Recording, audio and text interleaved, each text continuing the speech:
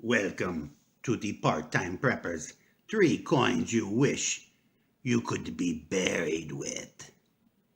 Stay tuned, it might be worth your time.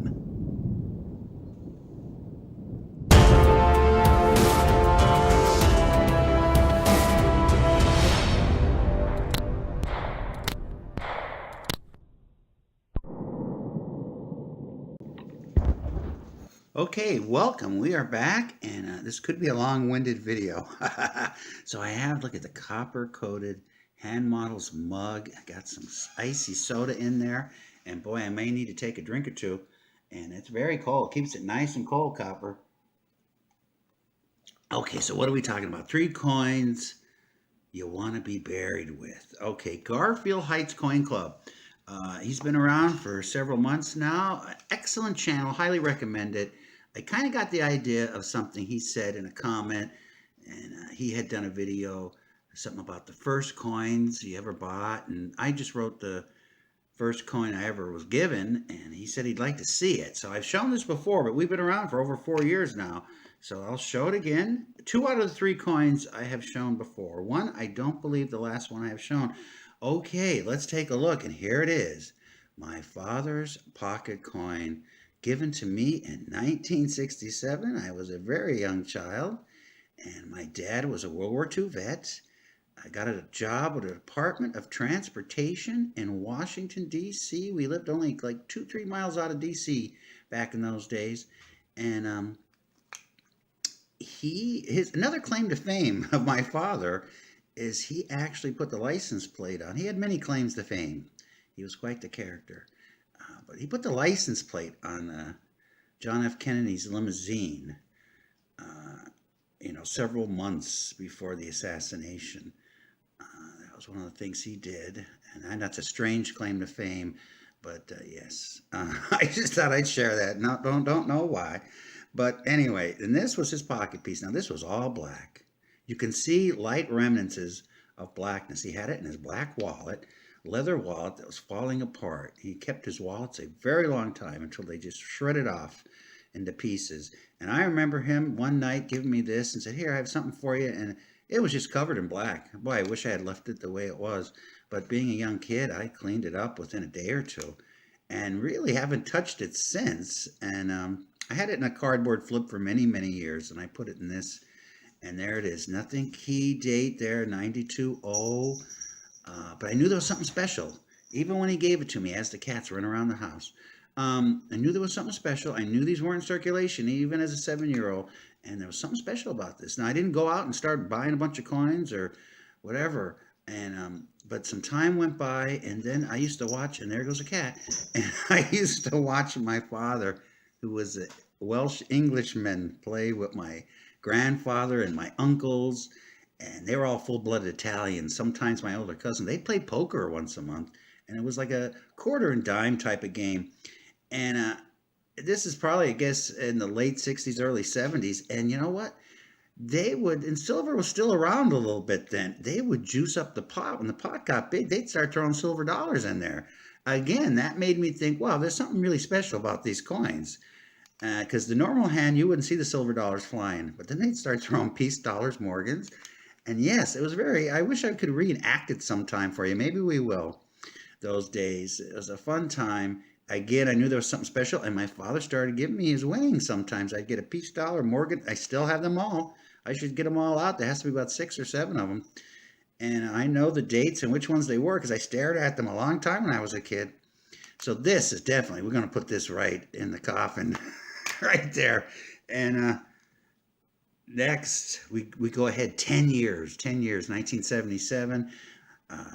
Turning 17, and there was a man that we used to take bike trips, me and my pal down the street. We were our little coin collectors. We even joined the coin club, the local coin club. And we saw this. Now, the gentleman was an older gentleman. It was a storefront, it had closed down. I've told this story before, so I don't want to go on and on, but he had a little sign, little paper sign, selling coins. And we would stop in, and, he started showing us Mercury dimes. I think I bought, God, about a tube and a half of Mercs off him. And we were just paper boys, and so we didn't have a lot of money. And then he started showing us the good stuff. He must have thought we had rich parents. But anyway, 17, and I whined to my mother. And this was my 17th birthday present right here.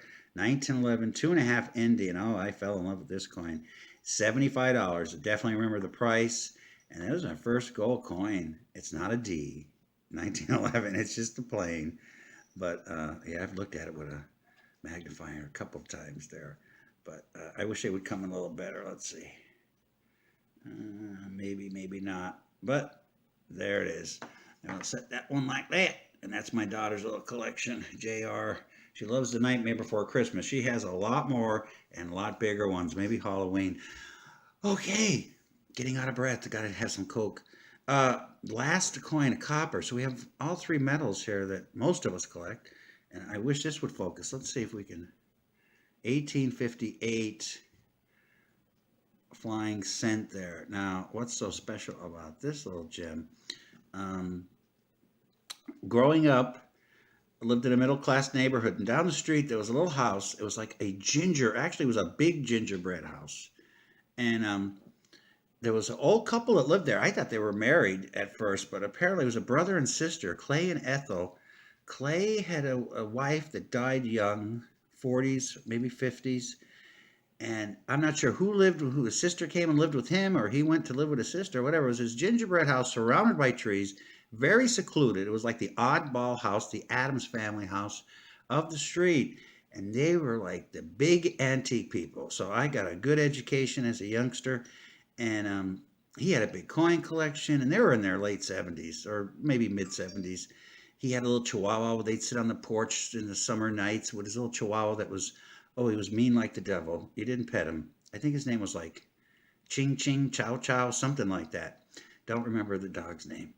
It was a little catchy name. But anyway, he got us into coins and a lot about antiques. And he would take my parents and so would his sister for tours of the house. Everything in the house was antiques. Their couch, whatever they used, their dishes, antiques. Whatever they used, everything was antiques. You go up in the attic, they had a big doll collection. It was scary. They were all in plastic bags, all sitting on the floor of the attic.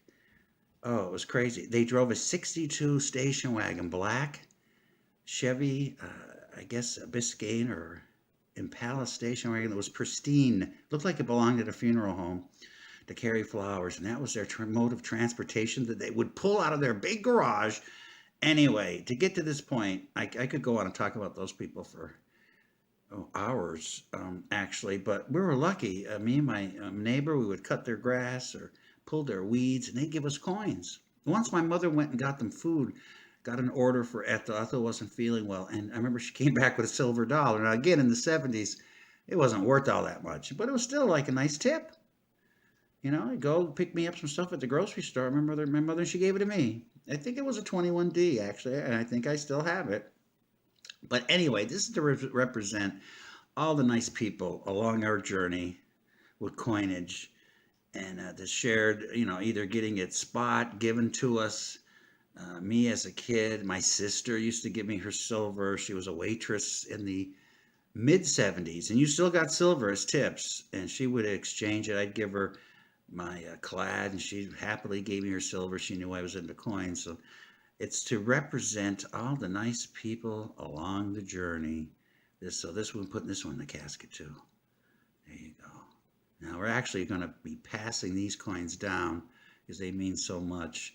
But on the casket thing, now this may sound macabre and strange, and I might get some unsubs. I don't know what to say, but when my father passed away, I did put I would believe it was a 21 Morgan in his pants pocket. I don't know why, just something I did. And then my mother-in-law passed away. I put a peace dollar in with her coffin. And my mother finally passed away last around 2009, and put a peace dollar with her too.